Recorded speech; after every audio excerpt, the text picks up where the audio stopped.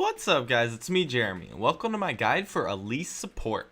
She's been played in a few LCS matches recently, and I've easily come to see how she is a top tier support champion.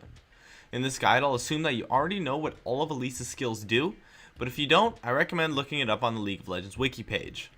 Let's start off by going over the pros and cons of Elise support. Starting with the pros. The first is that Elise has very high damage. This allows her to be a strong force in teamfights, as well as the laning phase, giving her the ability to solidly contribute with large amounts of damage in fights. Another pro is that she has mobility. No other competitive supports in the game have mobility similar to Elise's Repel. This allows her to have amazing chase and diving potential, as well as a decent, although somewhat unreliable, escape. In addition, this makes her amazing at catching people out and picking off a target for a free kill. She can also use this mobility to dodge skills very easily due to the way it works. Also, Elise has a kit with technically 7 abilities on it, so that gives her a ton of utility. She has CC, mobility, damage, and can even kill towers fairly quickly relative to other supports because of a huge attack speed buff. This allows her to have a ton of outplay potential and makes her fairly hard to play against. It also allows her to react to situations very fast, making her a powerful support champion. The last pro I came up with is that Elise can snowball very hard. If you are getting a few kills, she will become very strong and easy to get kills with due to the nature of her kit. Now moving on to the cons. The first is that Elise is very squishy. Even though her spider form does give her some tankiness, she can get killed really fast by people because her health isn't that great and you don't really build her like a normal tanky support. Next is that Elise has naturally poor positioning. You need to be close to targets to deal damage to them, and that makes you vulnerable. Even though she does have an escape, I find myself dying very fast in fights sometimes after I use my repel. Third is that Elise's stun is a skill shot. This makes it a little hard to hit and leaves a lot of room to capitalize on it if you can dodge it, since her cocoon is a crucial part of her kit overall. The last con I came up with is that Elise support has no sustain. This makes it so that if you lose a trade, it hurts your presence in the lane a ton, because you can't really regenerate the lost health, and it's a huge weakness that can easily be capitalized on by your opponents, so watch out for this. During the laning phase with Elise, you want to try to poke down your opponents by playing aggressively. Use your cocoon when you can hit it, and follow up with a W and double Q combo utilizing your spider form for extra damage, and to escape to avoid taking damage. This combo in coordination with your AD carry can easily burst down targets to less than half HP, or even kill them with summoners, so it's important to know how much damage you do and if you can come out on top in an all-in fight, because it's very easy to start a fight with Elise by hitting that cocoon. It's important to avoid taking free damage because you have no way to make up for the lost difference. Note that Elise does not gain a jump in power at level 6, unlike your opponents will, so watch out for your opponent's potential once they hit that level 6 margin. During the teamfight phase, you want to kite for your carries by hitting your stun onto people who dive them. After that, you can actually try to zone out a high DPS target due to the fact that you actually do some damage. This is somewhat sketchy though. Your role is to protect your carry, but you have the potential to dive and kill enemy targets. Judge the situation for yourself and make the best of it, as teamfighting on Elise is fairly finicky. I want to make a special mention about Elise's Repel here. This ability gives her so much power in terms of outplaying your opponents because you can dodge skills extremely easily, as well as chase people down, but it does have a long cooldown. It's very important to use this ability to its fullest extent in a teamfight, as you likely won't get to use it more than once.